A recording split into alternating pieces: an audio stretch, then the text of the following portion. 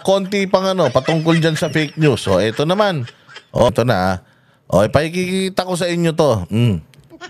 Si Jay Ruiz, yan po yung yung bagong PCO. Meron po kasing bali-balita tungkol sa kanya na siya daw po ay nag-divest. Ayun, hindi.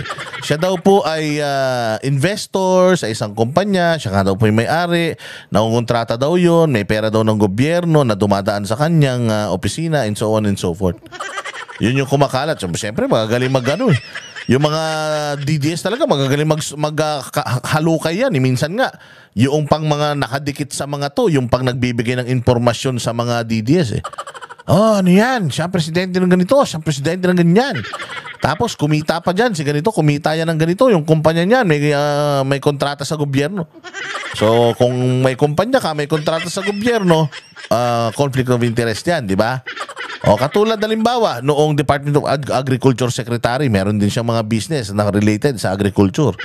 Anong ginawa ng Agriculture Secretary? Nag-divest. Umalis na po siya doon sa kanyang kumpanya. Tama, di ba? O, pero ito, iba naman ang istorya ni Jay Ruiz. Ang sinasabi ni Jay Ruiz ay wala daw katotohanan yan, fake news yan. Hindi totoo yan, hindi ako naging miyembro niyan, blah blah blah, and so on and so forth. O, sige, pakinggan natin si Jay Ruiz. Malabas na information regarding doon sa DG8, yung angulo ng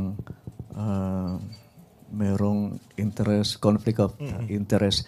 Would you like to clarify those things na lumabas? And nakuha ba yung side ninyo doon sa story na yun? Okay. Let me clarify that story. Actually, I did not want to dignify the story, kasi it's fake news. It's fake news. Unang-una, I don't own a share. I'm not a stockholder. I am not an owner of Digital 8. Oh, hindi daw Hindi daw siya owner. O, sige. I was an authorized representative to represent the company in the joint venture agreement between IBC 13, DG8, and PCSO. I never owned that company.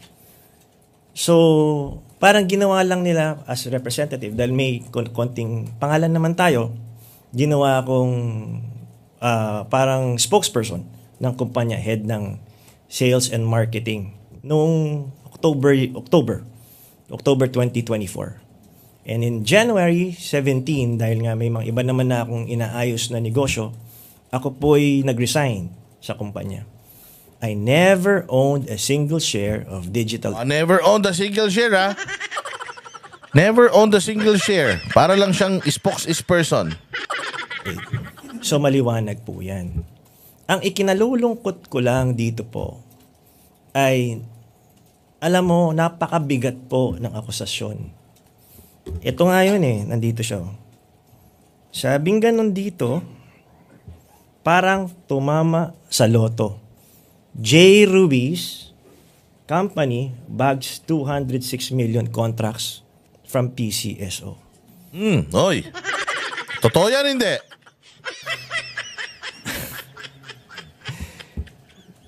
Walang byline, walang pangalan kung sinong sumulat nito. Oh, wait mo lang.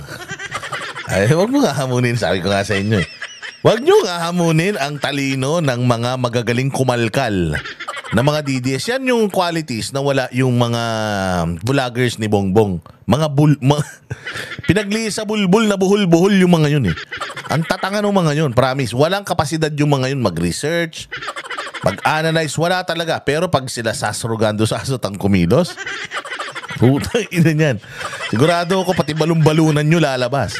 O, kita mo nga yung mga yung mga congressman, di ba? Na-audit sila ng di oras, picture pa lang yun. Na-audit na yung mga buhay nila O, ang dami naglabasan na kagad ng mga picture na yung mga mamahalin na mga gamit nila samantalang magkano lang ang sweldo nila Dati nagta-tricycle lang, biglang nagkaroon ng artista man O, di ba? Ganyan kagagaling yung mga researchers ng mga DDS. Wait ka lang, sir. Wait mo lang. Oo. Diba? Online site, walang pangalan. Iba pa, may mga nag-carry pa ng iba. Alam niyo po, isa sa mga dahilan kung bakit ako pumayag Ano? ng biging Presidential Communications Office Bakit? Secretary Bakit? ay upang labanan ang fake news. Oy. Upang labanan ang fake news. Kaya daw siya nandiyan dyan upang labanan ang fake news. O, eto. Siguro bago tayo magwakas, ipakita natin. Ipakita natin yung sinabi ni Claire Castro. Ayan, Sabi niya, PCO Secretary J. Ruiz is in the process of divesting from his businesses following his appointment as communication chief. Kasi nga, ang tinanong nga dito is etong kumpanya na ito. Hindi lang specific na binanggit dito sa dito sa post na to o sa statement na to na yung business na yun yung magic whatever na yan. O kung ano man yung business na tinatanong sa kanya yung nirelease ni politiko. Pero ang sinasabi nito na nag-divest na siya. Sinasabi nitong PCO chief natin o secretary natin na hindi daw siya hindi daw siya kailanman nagmay-ari. Pero according naman dito sa statement na ito ni Claire Castro, nag-divest na siya sa kanyang mga negosyo. At meron daw siyang 60 days to divest to avoid potential conflict of interest. Paano ka magdadivest kung hindi ka miyembro niyan? Kung hindi ikaw may-ari or wala kang shares, paano ka magdadivest? Ngayon naman, kung gusto mo labanan ng fake news, ito mismo, galing mismo kay Claire, sabi niya, nagdadivest ka daw. Hindi ka naman member niyan, hindi ka naman, shareholders, hindi ka naman may-ari niyan. So saan ka nagdadivest?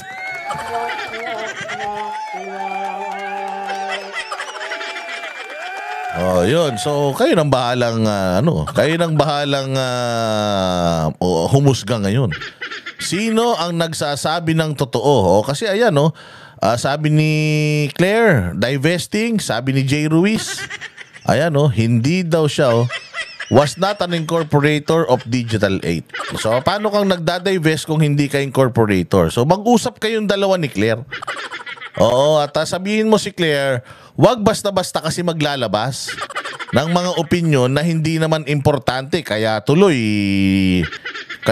na kaya tuloy siya ay nababansagang doble kara. Noon galit na galit sa mga Marcos, ngayon naman pinagtatanggol yung mga Marcos. Ipapaalala ko sa inyo yung kanyang napakagandang video. Ang tingin niya kay Bongbong, mahina ang utak. I-analyze nga natin si PBBM. Ano ang nakita niya kay Larry Gadon, kay Secretary Larry Gadon, para i-appoint siya as advisor for poverty alleviation? Anong meron?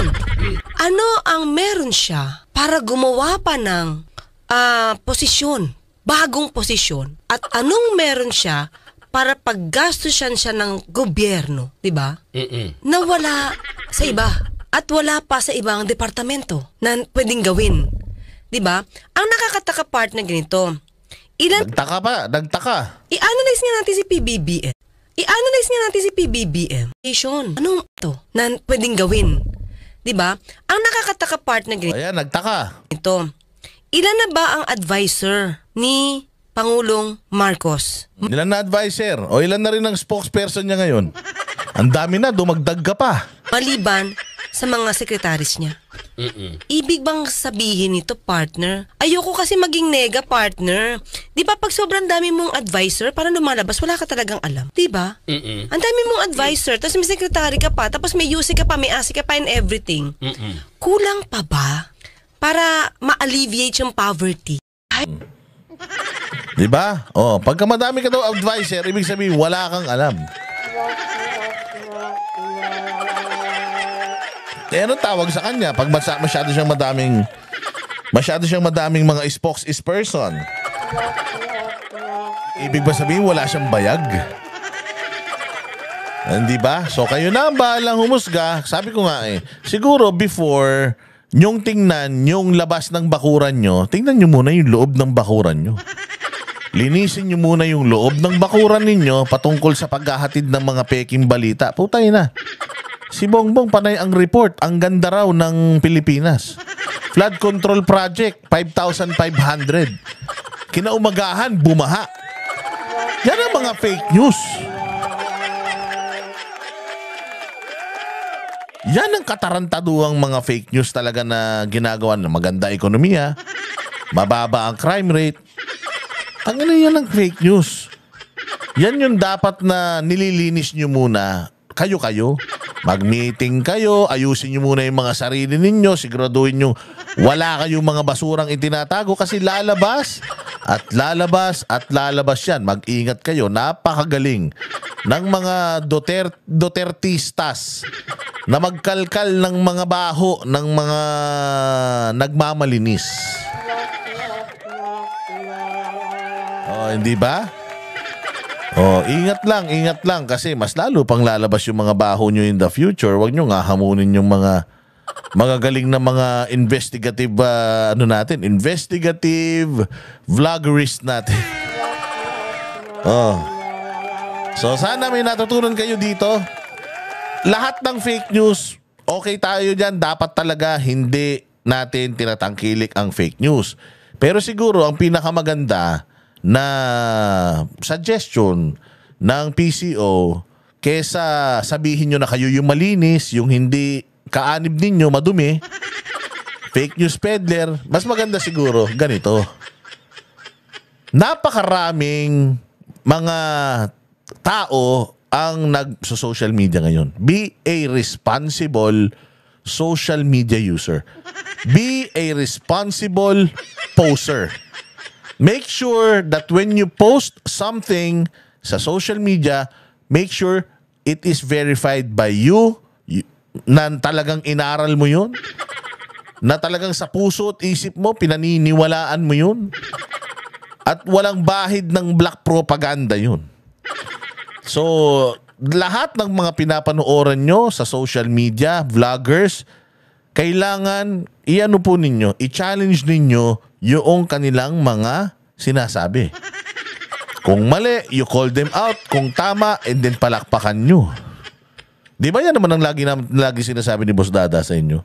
Na hindi lahat ng sinasabi ko tama. Madaldal lang ako, madami akong sinasabi. And because I want to entertain you, may mga pagkakataon siguro na nakakapagsalita ako dito ng impulsive. Dahil sa aking impulse, nakakapagsalita ako ng mga bagay na hindi ako sigurado. But again, I am trying to entertain you. If I am wrong, then you can correct me. If I am right, and then everybody happy. So ganun din sa mga balita, sa TV, even sa television. Make sure na you challenge etong mga napapanood nyo sa television. Totoo ba to? Bakit parang kaliwa lang yung binabalita, walang kanan? Bakit parang isang side lang yung pinakikinggan, wala yung kabila? Patas ba? Nasa tao yan. Nasa tao ang magsasabi kung ito ba ay para sa kanya peke, ito ba ay para sa kanya totoo. Nasa kapasidad yan ng mga Pilipino. Huwag kayong maging diktador. Nadidiktahan nyo yung mga tao kung kanino lang sila dapat makinig, manood. Dahil napakalaki po ng galaxy ng social media. Napakarami pong nagko-content. Hindi nyo po kayang lipulin lahat ng mga nagko-content dyan. Oo, maniwala kayo sa hindi. Kung gusto nyong busalan lahat ng mga bumabatikos sa inyo, hindi nyo po kayang gawin yan sa lifetime ninyo. Panahon pa po ng unang matatagal ng mga media personalities, uso na po yung pinatatahimik, yung malayang pagpapahayag. Lahat po ng nagtry na patahimikin ng mga tao, lahat po yan hindi nag-succeed. Hanggang ngayon po ay meron pa rin po tayong malayang pagpapahayag. Bagamat mahigpit na po ang regulasyon ngayon at mahigpit na po ang masyado ng balat sibuyas ang mga tao ngayon, i-enjoy pa rin natin yung ating kalayahan sa pagpapahayag. So yung sinasabi ni VP Sara, I also encourage Filipinos na if you don't feel happy if you are in dismay sa mga nangyayari ngayon, you can speak up. Kayang-kaya nyo yung gawin. Kasi po, kayo ay may malaya, may kalayaan, may karapatan na magpahayag ng inyong mga saloobin. Yan po ang karapatan mo na hindi kayang kunin kahit nino man. So thank you very much sa lahat ng mga nanonood. Mabuhay kayo. Salamat sa mga nag-like at nag-share. Oy, mag-ano kayo ha? Mag-subscribe kayo yung mga nanonood dito na hindi pa nakaka-subscribe. Please subscribe to this channel and like and share na din. At syempre maraming salamat sa mga nagsusuper thanks. Yan po yung mga nagbibigay po ng kanilang blessings at na-appreciate nila yung ating katarantaduhan dito sa social media. Again, kita-kita po tayo ulit. Hanggang sa muli, mabuhay kayong lahat. Kami ang boses ng masa, hindi natatakot. Katotohanan lang, di kami nalulunod. Walang bahid ng sismis, lahat ay totoo. Kahit sino ka pa, pag mali ka babanatan ka. Walang pinipili kulay, wala kaming kinikilingan. Basta para sa bayan, kami lalaban. Pag tama palakpakan, pag mali matatakot para sa bayan, tuloy ang sigaw. Sa harap ng kamera, walang halong takot. Mga baluktot, lahat kayo'y tutumba. Ang hustisya at totoo, yun lang ang mahalaga. Kahit sinong harang, di kami matitinag. Walang pinipiling kulay, wala kaming kinikilingan. Basta para sa bayan, kami lalaban. Pag tama palakpakan, pag mali banatan. Di matitinag, di matatakot para sa bayan, tuloy ang sigaw. Kung nasa tama ka, ikaw ay aming kasama. Pero pag mali ka, handa ka na bang mabasag? Banateros kami, walang inuunan. Dahil bayan muna, bago ang sarili.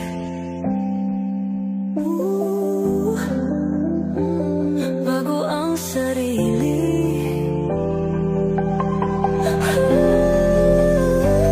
Pag tama palakpakan, pag mali banatan. Banateros ang sigaw, katotohanan ang laban.